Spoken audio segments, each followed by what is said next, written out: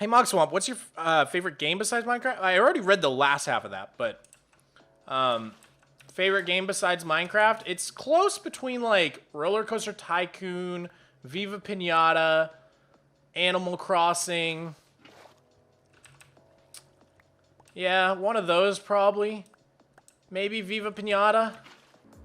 Oh, right, Super Smash Bros. Melee for the Nintendo GameCube. Forgot about Melee, thank you.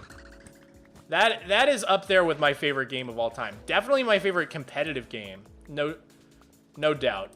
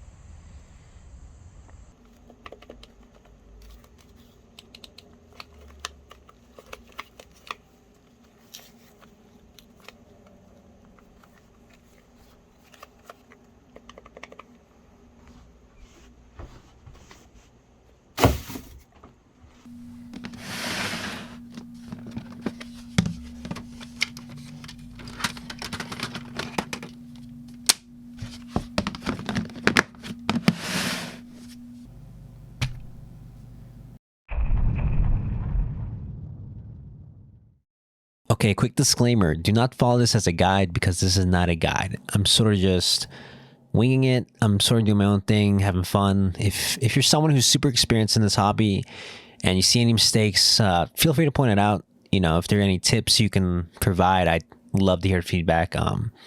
But other than that, you know, thank you.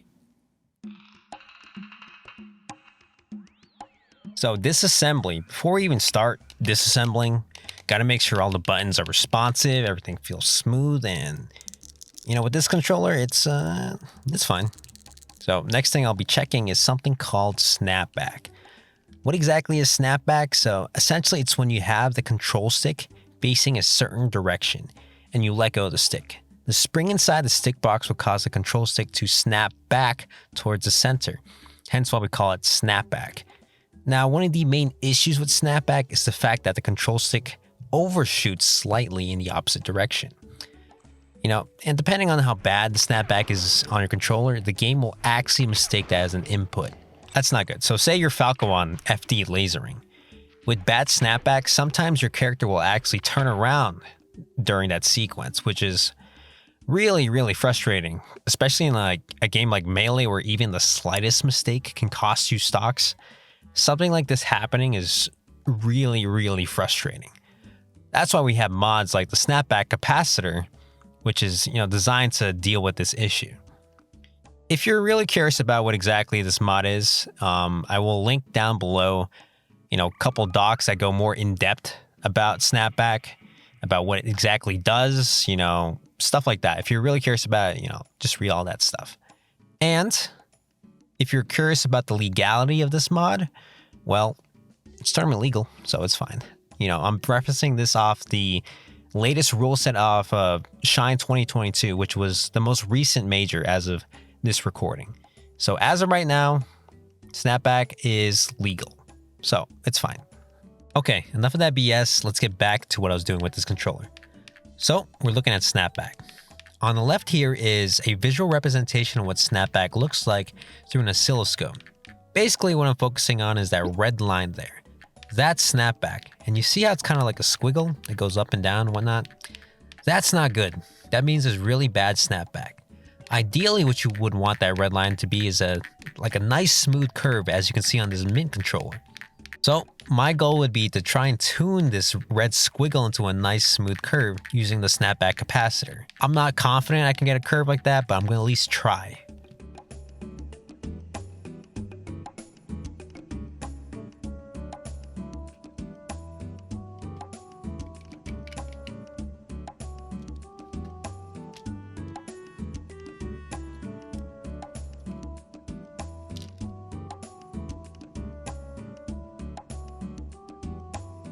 All right, so this is the snapback capacitor. As you can see, it's a nice small tiny board that mounts onto the side of your controller PCB. And from there, you would connect the cable that would be soldered into your controller PCB. It's really super simple, you know, it's small, it's super non-intrusive, so it fits really snugly into your shell. I know there are some that are solder free, so you don't have to even like bother with soldering, but for me, I don't really mind soldering. It's, you know, I do it all the time with keyboards, so it doesn't really actually matter for me.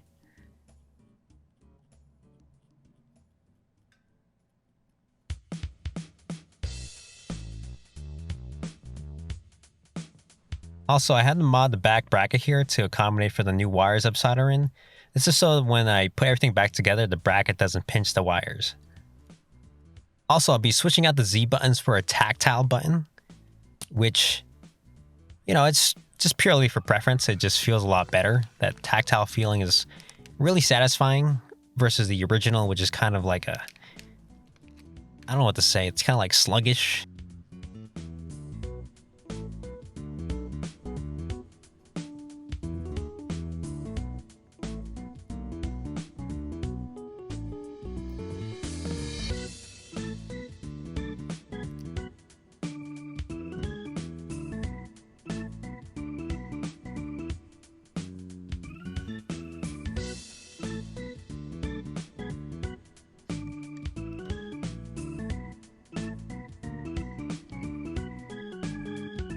Okay, now that the capacitor's been soldered on, I'm just going to be tuning the switches up and down, you know, just through trial and error. I don't really know exactly how to do it correctly, but I know that every time you mess with the switch, it will affect the curve there. So basically, I'm just going to keep doing it until the curve looks pretty nice. I'm doing it both for the X, which is the red color, and the Y axis, which is the blue color. So snap back for both directions. All right, so next I'm going to be disassembling the stick boxes for both the control stick and the C stick. Mainly, I'm just going to be cleaning out the gamer gunk that gets trapped inside whenever I use it. Also, since I'm going to be disassembling it, I'm going to be removing the OEM spring and replacing it with a new spring and a shim that goes underneath. Essentially what this is, it's a performance upgrade for the stick box. It just makes it feel a little more smoother and, you know, a little looser, so it feels more worn in. And it just helps, you know, with tilts a little better. It just, you know, overall, it's a good performance upgrade.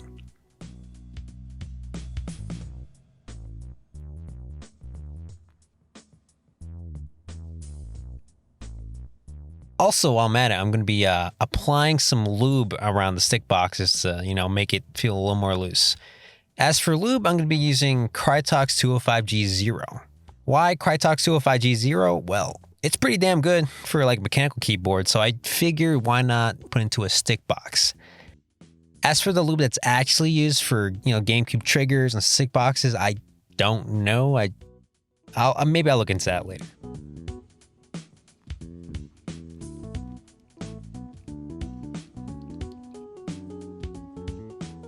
All right, so now that everything's been modded, I'm going to be doing a quick test on the controller to see how everything feels, and you know, it's pretty good, nice and snappy. The pivots are really good. Shield dropping is fine. Everything else is really nice. The movement really crisp.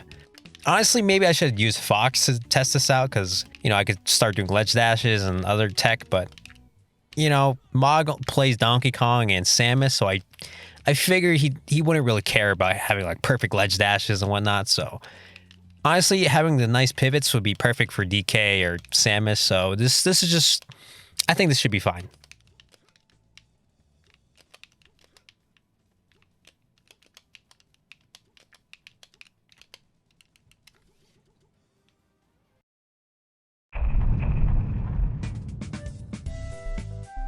All right, so making full use of Mog's amazing abilities in graphic design, I had him come up with some concept art on how he want the controller to look. From there, I kind of tweaked a few things to make things a little more realistic based on my painting skills, but overall, the design we came up with is probably one of the best, if not the best, design I've ever worked on so far. All right, so painting, I kept it really simple. Process, did some wet sanding at 600 grit sandpaper, scuffed up the surface to allow primer to have something to grab onto. I cleaned it up with some detergent, to get rid of any dirt or any grime that's still on there. Afterwards, I dried it off and then used an airbrush to blow up any dust that's settled on there. And then you got the primer. So super simple, just keep it with light coats, nothing too heavy. You don't want anything pooling down and dripping off the controller, just super light coats. And then, let it dry for a day. Afterwards, get some sandpaper I did about 800 grit, doesn't really matter. You just want to lightly sand off the, any kind of imperfections you see.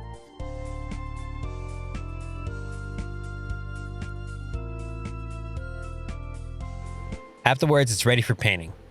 For me, I used airbrush. You could use, aerosol, whatever is lying around. But for me, airbrush is super good because it's, it allows full control of where I want the paint to go. And, those tight, small crevices on, where the controller handles are, those are kind of hard to get with an air can. So I found airbrushing a lot easier for that. But overall, it doesn't really matter what you use. So. All right, so after it's been left to dry for a day, it's ready for stenciling. Stenciling is super important on a design as complex as this because it just makes your life a lot easier. The fact you can cut out stencils that are perfectly cut to the exact shape you want of this controller, it just makes the process go by a lot faster. So if you have a stencil cutting machine, I recommend using it.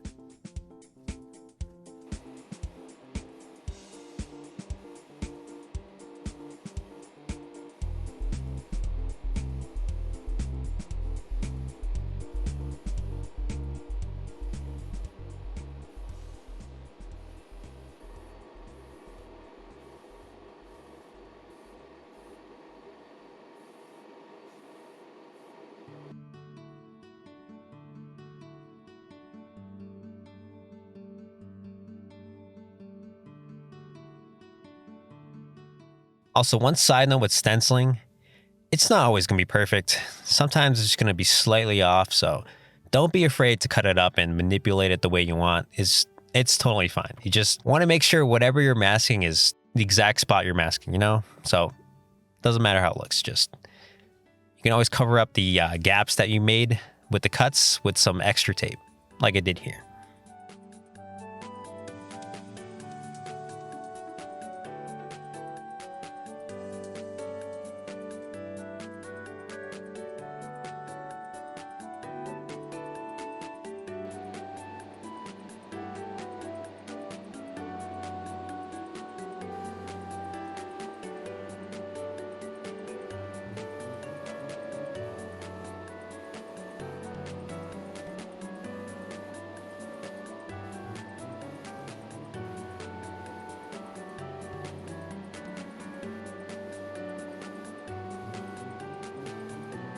There's Mog's logo. While it's not exactly ideal, the next thing I'll be doing is applying another stencil on top. And in this case, I'll be having his cutout for the logo slightly offset upwards about a few pixels. And this is essentially just going to be where the highlight is going to be. And by doing this, it should make the logo pop. And you should sort of see this effect when I tilt the controller down a bit in a second. There, you see that? That's basically what it's going to be looking like. And from there, back to masking, make sure you get every single spot. You don't want gaps again. You just don't want the paint seeping through.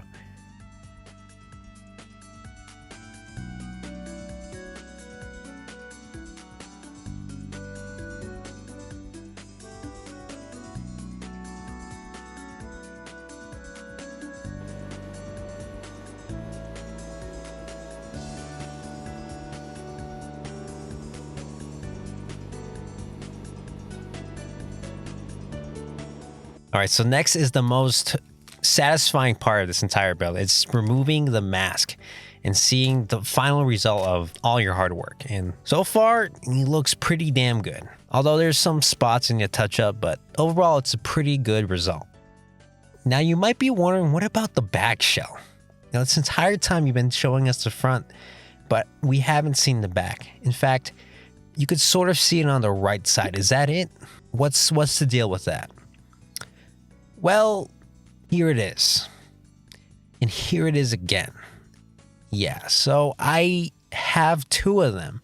Why? Well, if you kind of look a little closely, you can see that the red on the back of the shells is a little different. One's a little darker than the other. So I didn't like the first one, which was super dark. So I repainted it, I reprimed it and all that jazz. And here it is. It's a lot better in my opinion. You know, the first one I thought was too dark. Overall, it just didn't come out too good. I think of it more as a prototype. So once I made the second one, it came out a lot better. But, you know, I still had to touch up a few things. There's some spots that I didn't get paint on it. But overall, it came out super good.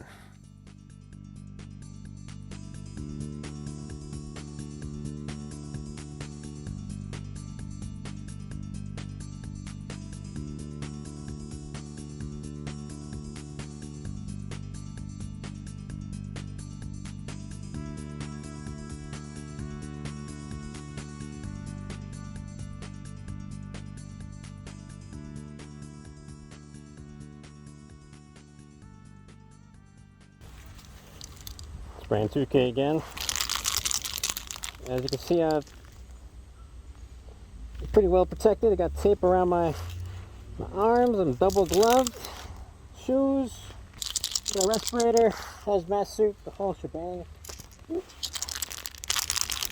I'll be covering my head up in a second, but I just gotta cut this 2K and then I'll be spraying those controllers there. But yeah, when you're doing 2K, you gotta be real serious about this stuff, because this thing is super cancerous, and it truly is not good for your health. So if you're going to be doing stuff like this, you got to truly be careful, alright?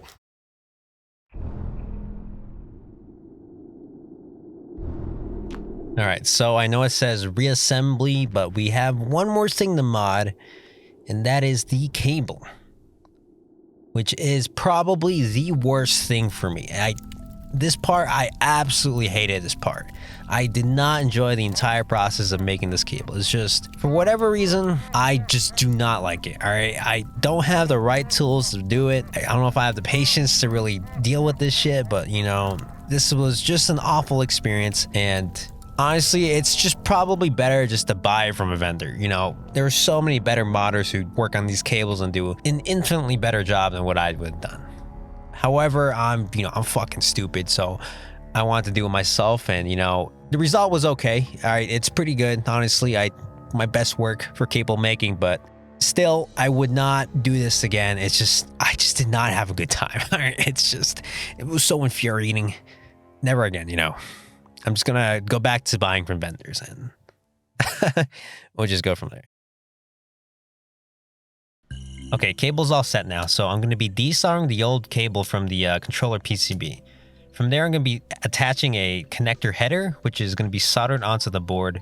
And this is just to allow like a plug-and-play system with the cables, just in case, you know, Mog wants to switch out his cables for something else, you know, just a little quality of life. Nothing too crazy.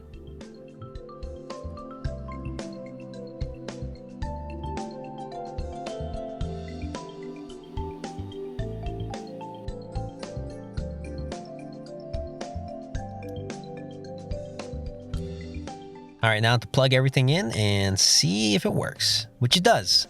Thank God, because like, if this cable didn't work, I swear to God, I would have lost my mind.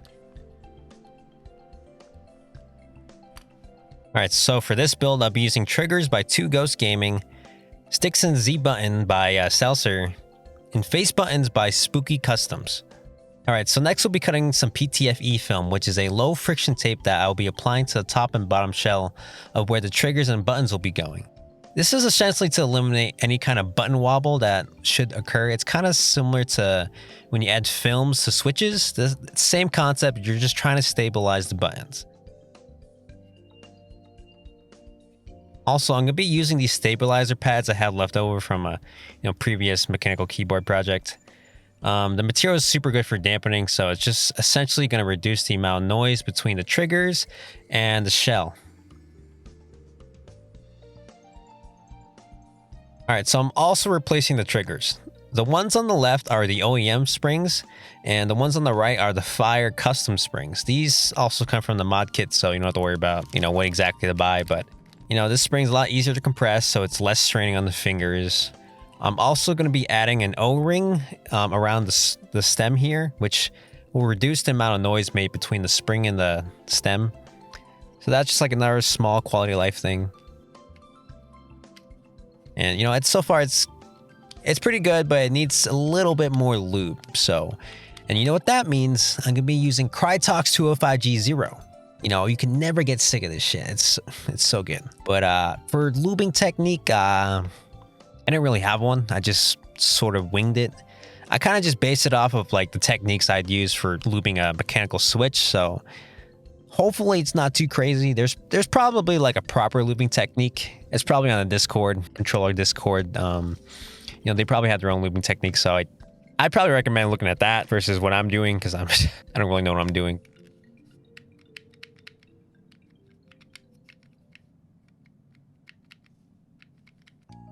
All right, so I guess that's it. All that's left is to put everything back together, but that's the build. Shout outs to Mog for giving me the chance to even start this project. This was probably the best thing I've ever modded today.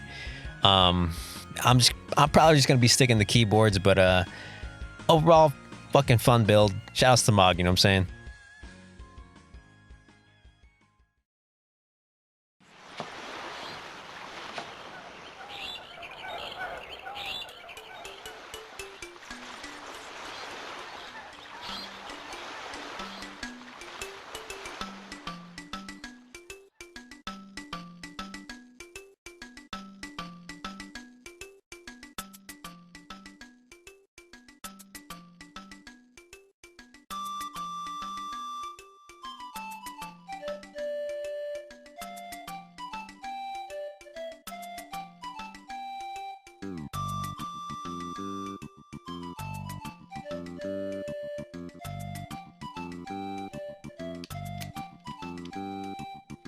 Closing remarks. Again, no closing remarks. Thank you.